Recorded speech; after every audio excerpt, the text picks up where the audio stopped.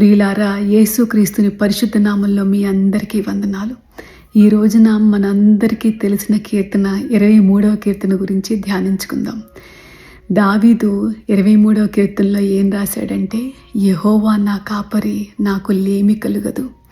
పచ్చిక గల చోట్లను ఆయన నన్ను పరుండచేయుచున్నాడు. శాంతికరమైన జలముల యొద్ద నన్ను నడిపించుచున్నాడు. నా ప్రాణమునకు ఆయన సేద తీర్చుచున్నాడు. తన నామమును బట్టి నీతి మార్గముల్లో నన్ను నడిపించుచున్నాడు. గాఢాంధకారపు లోయలో నేను సంచరించినను ఏ అపాయమునకు నేను భయపడను. నీవు నాకు తోడయుందువు. నీ దుడ్డుకర్రయు నీ దండమును నన్ను ఆదరించును. నా శత్రువుల ఎదుట నీవు నాకు భోజనము సిద్ధపరచుదువు. నూనెతో నా తలంటి ఉన్నావు.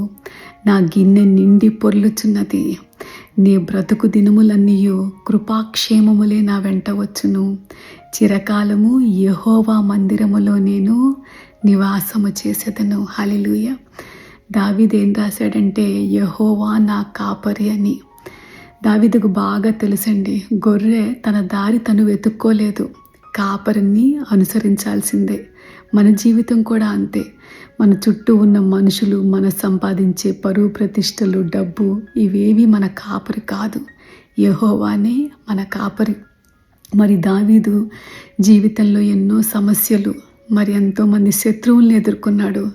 కానీ దావీదు జీవిత రహస్యం ఒకటే, ఎప్పుడూ కూడా సమస్య పరిణామాన్ని చూడలేదు, కానీ కాపరి యొక్క శక్తిని చూశాడండి. హల్లెలూయా. ఒక చిన్న పిల్లవాడిగా మరి గొలాయతును ఎదుర్కొనేటప్పుడు ఏమన్నాడంటే దావీదు, నేను ఒంటరిగా రావట్లేదు గొలాయత్, నేను దేవునితో కలిసి వస్తున్నాను అని అన్నాడండి. హల్లెలూయా.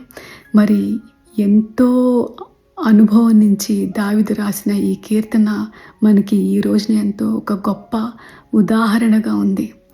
దావీదు ఏమంటున్నాడు, నా కాపరి నన్ను రక్షిస్తాడు. నా కాపరి నాకు దారి చూపిస్తాడు. నా కాపరి నాకు శాంతిని, సమాధానాన్ని ఇస్తాడు. హల్లెలూయా. నేను నడిచే ప్రతి లోయలో కూడా నా కాపరి నాకు తోడై ఉన్నాడండి అని. హల్లెలూయా. మరి ఈ రోజున మనం విశ్వాసంతో ప్రకటిద్దాం ప్రియులారా, యెహోవా నా కాపరి, నాకు లేమి కలుగదు. హల్లెలూయా.